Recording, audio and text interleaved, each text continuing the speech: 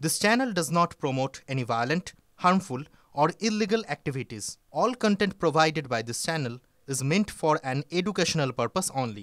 Top quality और consistent performance के लिए सिर्फ सिल्वर पंप नाम याद रखना। মানসিক ভারসাম্যহীন অভিযুক্তকে ছিনতাই করতে থানায় চড়াও জনতা ভাঙচুর হয়েছে গতকাল রাতে আহত দুজন পুলিশ। এই ধরনের ঘটনা, থানা আক্রমণ করা, দুষ্কৃতকারীদেরকে ছিনিয়ে নিয়ে আসা পুলিশের কাছ থেকে, এই সংখ্যা কিন্তু সারা পশ্চিমবাংলায় বাড়ছে। তার কারণ পুলিশ প্রশাসনের প্রতি মানুষের যে ভয় সেটা কমে যাচ্ছে, দুষ্কৃতরা দাপিয়ে বেড়াচ্ছে, ফলে এই ধরনের ঘটনা ঘটছে। ছোটোখাটো ঘটনা হসপিটাল ভাঙাভাঙি হয়ে যাচ্ছে। কেন? কারণ এই প্রশাসনের কোথাও কোনো কন্ট্রোল নেই, আর প্রশাসনের প্রতি কারো কোনো ভয় নেই। ফলে অ্যান্টি সোশ্যালটা, বদমাইশ লোকেরা দিনে দিনে সমাজের মধ্যে খুব প্রভাবী হয়ে যাচ্ছে। এটা সাধারণ মানুষের জীবনকে ব্যতিব্যস্ত করে দিচ্ছে। ডায়মন্ড হারবার থানার পাশে গুদাম, সেখানে বেআইনি বাজি মজুদ ছিল। গতকাল রাতে বিস্ফোরণে বেশ কয়েকজন আহত হয়েছেন। বাজি ছিল কি বম ছিল কি করে বললেন আপনারা? ডায়মন্ড হারবার একটা মডেল হয়ে গেছে, যেখানে যা ইচ্ছা করা যায়, সেটা ডায়মন্ড হারবার মডেল। যত দুষ্টতাকারী সমাজ বিরোধীরা ওখানে দাপিয়ে বেড়াচ্ছে। আর এই ধরনের বেআইনি মজুদ হয় কি করে? পশ্চিমবাংলায় যেখানে বিস্ফোরণ হয় বলা হয় বাজি ফেটেছে, কিন্তু বাজি ফাটলে বাড়িঘর উড়ে যায়, মানুষের হাত পা উড়ে যায়, ছিন্নভিন্ন হয়ে যায় ডজন ডজন লোক। এটা তো আমরা অন্য ভারতবর্ষ অন্য কোথাও দেখি না। বিস্ফোরণ শিবকাশি, তামিলনাড়ুর সবচেয়ে বড় ফ্যাক্টরি, ওখানে সবচেয়ে বড় বাজির কারখানা আছে, বিস্ফোরণ হয়। কিন্তু এই ধরনের অ্যাটম বমের মতো বা জিলোটিন স্টিকের মতো বিস্ফোরণে বাড়িঘর উড়ে যাচ্ছে আমরা কোথাও দেখি। এটা কেন হয়? আর এটাকে চেপে দেওয়ার চেষ্টা হয়। আজ বঙ্গ সফরে আসছেন প্রধানমন্ত্রী। আমাদের তৃণমূল কংগ্রেস তারা কটাক্ষ করছে যে আসছেন যখন কেন্দ্রের যে টাকা আটকে রেখেছে কেন্দ্র রাজ্যের, সেই টাকা ফিরিয়ে আনুন, সেই টাকা নিয়ে আসুন, পরিযায়ী হয়ে আসবেন না। প্রধানমন্ত্রী টাকা নিয়ে আসছেন না, পশ্চিমবাংলার মানুষকে মেসেজ দিতে আসছেন যে এই যে দুঃখ কষ্ট আপনাদের চলছে, এত অনিয়ম চলছে, আইন শৃঙ্খলার সমস্যা চলছে, এর থেকে মুক্তির একমাত্র বিজেপির হাত ধরে, মোদির হাত ধরে। এই মেসেজ এই জন্য লোকে অপেক্ষা করছে। আর টাকা যদি চাইতে হয়, হিসাব নিয়ে চুপচাপ যান দিল্লিতে, বসুন, হিসাব দিন, টাকা নিয়ে চলে আসুন, কেউ না বলবে না। হিসাব না দিয়ে টাকা চাওয়ার অধিকার আপনাদের নাই।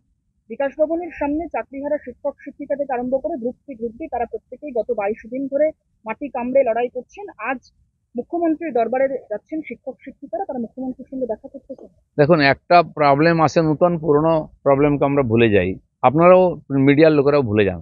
আমি বলছি, যে এসএসসি পরীক্ষার্থী যারা পাস করা বসেছিলেন 5 বছর ধরে, তাদের কথা আমরা ভুলে গেলাম? সেই প্রতিভাবান ছেলে মেয়েদের, তার কথা কেউ আলোচনা করা? প্যারা টিচাররা, প্রায় 42,000 প্যারা টিচার আছেন। প্র্যাকটিক্যালি আজকে যারা পশ্চিমবাংলার শিক্ষা ব্যবস্থার মেরুদণ্ড, পার্মানেন্ট টিচার নাই, নেই, প্যারা টিচারে স্কুল চালান, ঘন্টি বাজান, ঝাড়ু মারেন, পরীক্ষা নেন, খাতা দেখেন, তাদেরকে ওই যে টাকা ওইটাতে আটকে রাখা হয়। তারা বছর বছর আন্দোলন করছেন, তার কথা কেউ বলছে না। পার্ট টাইমরা, এই ধরনের বহু সমস্যা, প্রাইমারির তাদের সমস্যা ভুলে গেছি। এখন 26,000-এর সমস্যা আমরা আছি, কদিন পরে 31,000-এর চাকরি চলে যাবে, সেটা নিয়ে পড়বো, এদের সমস্যা ভুলে যাব। তো সমস্যার সমাধান হচ্ছে না, সমস্যা বাড়ছে, আর সমস্যা পাহাড় জমে যাচ্ছে। মমতা ব্যানার্জি কোনো সমস্যা তৈরি না করে নতুন সমস্যা দিয়ে সেগুলো চাপা দেওয়ার চেষ্টা করছেন।